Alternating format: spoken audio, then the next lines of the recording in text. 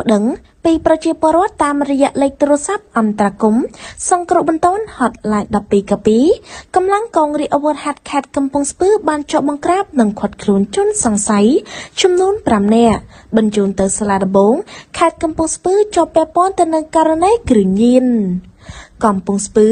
ក្រុមការចង្អុលបង្ហាញនិងដឹកនាំបញ្ជាដោយផ្ទាល់របស់លោកឧត្តមស្នេហ៍ត្រីមេងស្រុនមេបញ្ជាការកងរាជអាវុធហត្ថខេត្តកំពង់ស្ពឺនិងមានការសម្របសម្រួលនីតិវិធីពីលោកតិនសុចិត្រាព្រះរាជអាជ្ញារងអមស្លាដំបងខេត្តកំពង់ស្ពឺ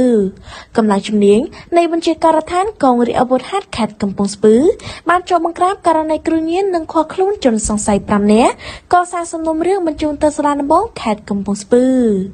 កាលពីវេលាម៉ោង 16:50 នាទីនៅថ្ងៃទី 25 ខែកញ្ញា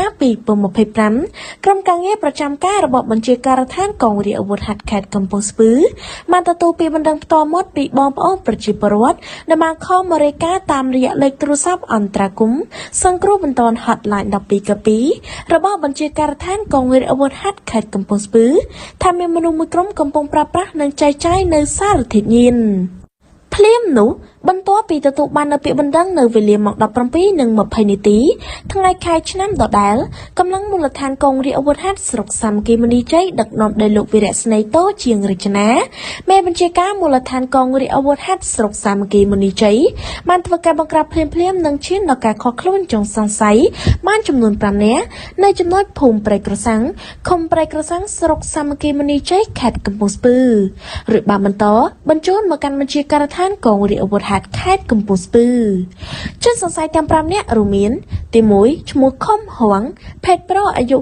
26 ឆ្នាំមានទីលំនៅបច្ចុប្បន្ននៅភូមិព្រៃក្រសាំងឃុំព្រៃក្រសាំងស្រុកសាមគ្គីមនីជ័យខេត្តកំពង់ស្ពឺទី 2 មានឈ្មោះថនសិលាអាយុ21 ឆ្នាំភេទប្រុសមានទីលំនៅបច្ចុប្បន្ននៅភូមិព្រៃក្រសាំងឃុំព្រៃក្រសាំងស្រុកសាមគ្គីមនីជ័យខេត្តកំពង់ស្ពឺទី 3 ឈ្មោះតុនញ៉ាញ់ភេទប្រុសអាយុ22 ឆ្នាំមានទីលំនៅនៅភូមិព្រៃក្រសាំងឃុំព្រៃក្រសាំងស្រុកសាមគ្គីមនីជ័យខេត្តកំពង់ស្ពឺទី 4 ឈ្មោះធុកសុកជាភេទប្រុសអាយុ28 ឆ្នាំមានទីលំនៅបច្ចុប្បន្ននៅភូមិព្រៃក្រសាំងឃុំព្រៃក្រសាំងស្រុកសាមគ្គីមនីជ័យខេត្តកំពង់ស្ពឺនិងចុងក្រោយឈ្មោះហ៊ុនស៊ីនភេទប្រុសអាយុ38 ឆ្នាំមានទីលំនៅបច្ចុប្បន្ននៅភូមិព្រៃក្រសាំងឃុំព្រៃក្រសាំងស្រុកសាមគ្គីមនីជ័យខេត្តកំពង់ស្ពឺចាប់យកវត្ថុតាងរួមមានគ្រឿងញៀនចំនួន 5 កំចាប់ទម្ងន់ 1.7 ក្រាមឧបករណ៍សម្រាប់ជួសចំនួន 4 និងថង់ច្រកមួយចំនួនកាបិតចំនួន 2 ដើមនិងទូរស័ព្ទចំនួន 1 គ្រឿងម៉ាក Oppo បច្ចុប្បន្នជនសង្ស័យរួមនឹងវត្ថុតាងត្រូវបានកម្លាំងជំនាញនៃបញ្ជាការដ្ឋានកងរាជអាវុធហត្ថខេត្តកំពង់ស្ពឺក៏សាកសំណុំរឿងបញ្ជូនទៅសាលាដំបងខេត្តកំពង់ស្ពឺដើម្បីចាត់ការបន្តតាមនីតិវិធីច្បាប់